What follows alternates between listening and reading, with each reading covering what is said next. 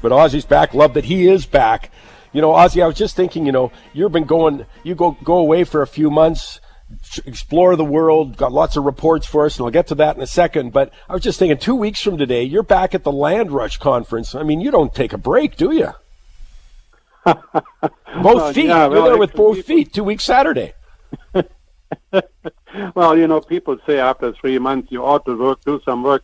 Anyways, we have our 26th annual forecasting seminar. It's really amazing. 12 speakers, 500 attendees. We'll be at the Pinnacle Harbourfront Hotel. You can look us up at landrushcanada.com for tickets.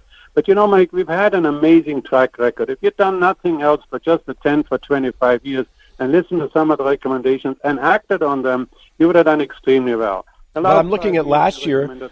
Sorry to interrupt you, but last year I made notes.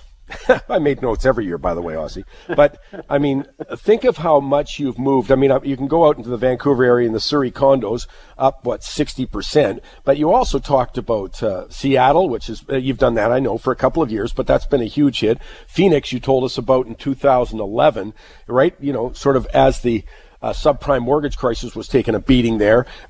You know, you got into Phoenix, but last year I looked at Coquitlam, Surrey, some of the Burnaby stuff you said.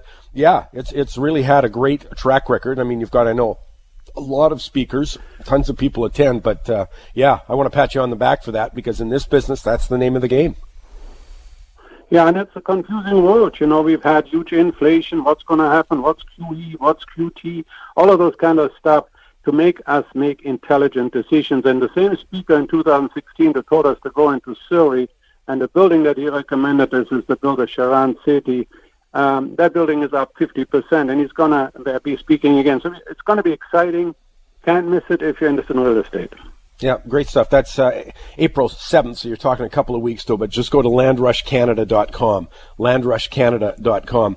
I said, Ozzie, a moment ago, and I don't want to take too long, but I said a moment ago that you've been traveling around, but I remember you telling me a story going back a bit where when you did that when you were younger too, and that you lived in Sydney, I think it was, and I've been, you know, Sydney about 2 years ago, and I was watching their kind of real estate market look very much like Vancouver, at least Toronto did for a year or two until Kathleen Wynne decided to crush the industry. But you lived in Sydney a while ago, and I was going to ask you about that because you had to live somewhere when you were there. Yeah, we lived in what was actually a fairly old house in a place called King's Cross, and that was honored as astounding £19,000. Actually, that actually got me thinking about real estate when I was very, very young. Well, that same street, that same property, or right next door to it because it's gone, and it's now a sort of what I would call a very small 1,100 square foot townhouse, is now just under $2 million. And that's the thing on travel. You know, when you and I talked in 2014 about London, when we were there, and we were the negative news about London, and yet London was soaring, and Ireland was soaring, and last year we were in Russia, and in Russia the prices are going up in Finland. And hey, in Sydney, in East Melbourne, since the last 10 years, it went from 1.6 million to 4.1 million. In Tuvac, from 2.1 to 4.8. I mean, it isn't just Vancouver. The world in its major cities is aflame from Hobart, Tasmania to all throughout New Zealand. And that's what I got to understand. We have a crazy world out there, not limited just to Vancouver. And again, is everyone talk the same way they do in Canada, especially out in the West Coast, about foreign buyers? No question about it. In fact, the debate on what kind of taxation should be, like Hong Kong had for years a taxation that if you bought a property as an expat, like a foreigner, you would have a tax. If you sold the next year, you had a 50% tax. The year after that, 40% and so on. And it's only after you kept it for 6 years, then you weren't having any tax. That would be, by the way, a true speculation tax, because after 6 years, the idea is you're no longer speculating. But rather than what we have now in BC, which is a wealth tax, it's just simply a grab, and they're trying to shift money from one person to another. But the interesting thing is that throughout Australia, the chief economist said that in our biggest capital city, the very high prices are now being achieved quite far from the center. In Melbourne and Sydney, $1 million suburbs are now some distance out, and it's continuing. And so when we look at Surrey exploding literally, I mean, condo prices on balance up 40%, and in central Surrey 60% in a year. That's what's happening here too. We are becoming so expensive in town. We're now heading into the Fraser Valley.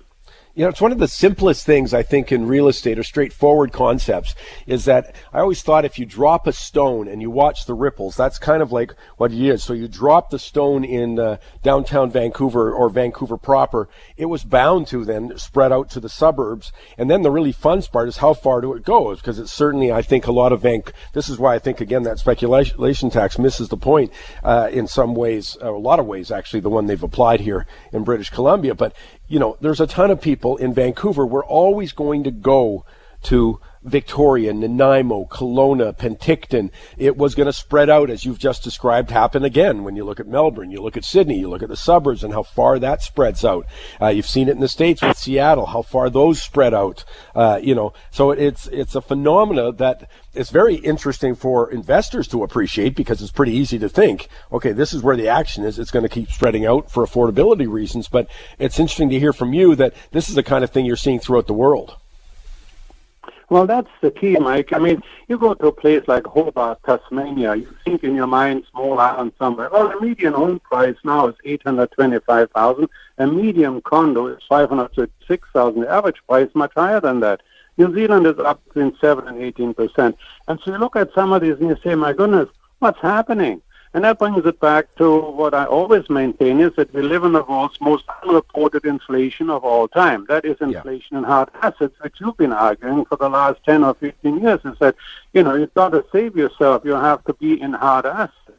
And we just maintain that inflation is all the same. And we have headline and core and all this nonsense. Any housewife knows that nothing is going up at the rate of only 2% on anything that she buys, or any payment that we make, or whether it's buying a passport or paying for parking. It's not up only 2%.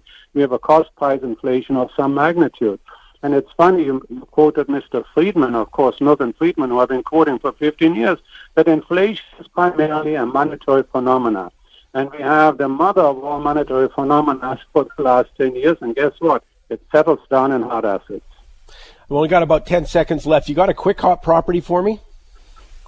We got one in Maui, lowest priced 1-bedroom, 1-bathroom unit. I know we never recommend a buy, but this is really cheap, $405,000, right on the beach in Kahana.